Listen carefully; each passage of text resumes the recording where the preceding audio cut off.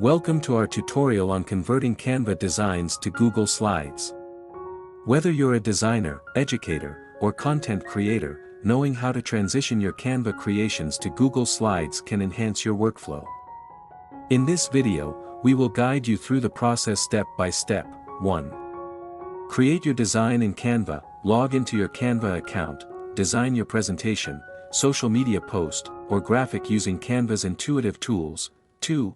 Download your design as PPTX. Once your design is ready, click on the download button, choose the PPTX, Microsoft PowerPoint, format, save the file to your computer. 3. Upload to Google Drive. Go to Google Drive, click on New File Upload, select the PPTX file you downloaded from Canva.